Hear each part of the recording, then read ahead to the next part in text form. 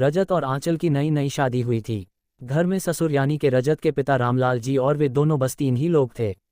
इस घर को रजत के माँ बाप ने जीवन भर पाई पाई जुटाकर बड़ी मेहनत और अरमानों से बनाया था, वरना आज के समय में दिल्ली में घर बनाना तो दूर की बात है, किराए पर लेना भी बहुत बड़ी बात है।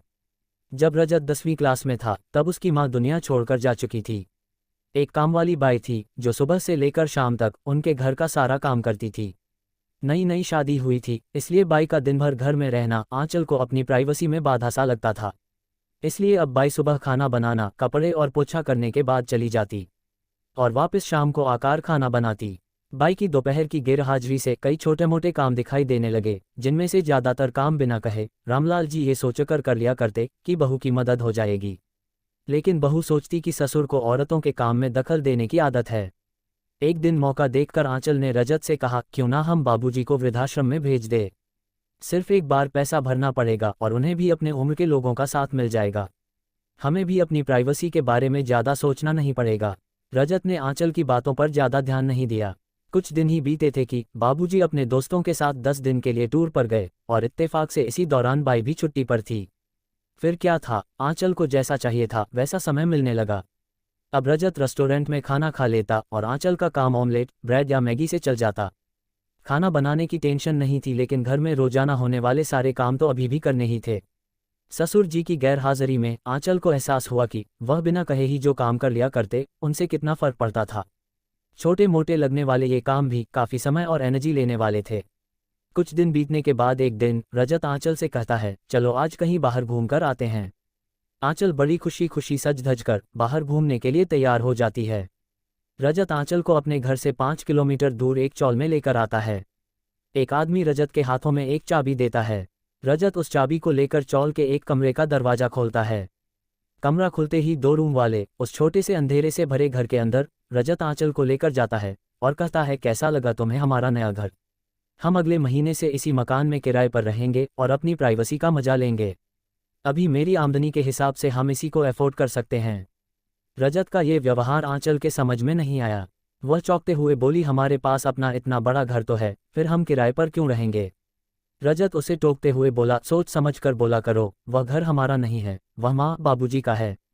तुम्हारे पास 1 महीना है सोचने के लिए कि तुम्हें आगे क्या करना है। फिर दोनों वहां से वापस अपने घर लौट आए। पूरे रास्ते आंचल के दिमाग में तरह तरह के विचार चल रहे थे। घर पहुंचते ही उसने रजत से कहा, माना कि यह घर माँ बाबूजी का है, लेकिन क्या हमारा इस पर कोई हक नहीं है? रजत ने कहा, बिल्कुल है, लेकिन माँ बाबूजी के बाद जब तक वह है तब तक तो नहीं। अगर तुम्हें हक समझ में आता है तो तुम्हें जिम्मेदारियां भी समझ में आती होंगी। सिर्फ हक के बारे में सोचकर और अपनी जिम्मेदारियां भूलकर स्वार्थी होना क्या अच्छी बात है? आंचल के पास रजत के इस सवाल का कोई जवाब नहीं था। वह सोचने लगी कि उसने अपने थोड़े से सुख के स्वार्थ के लिए ऐसी घटिया सोच अपने दिमाग में आने दी। उसे मन ही मन पछतावा होने लगा। वह रजत से बोली, मुझे माफ़ कर दीजिए, मैं सच में स्वार्थी हो गई थी, मुझसे बहुत बड़ी गलती हो गई।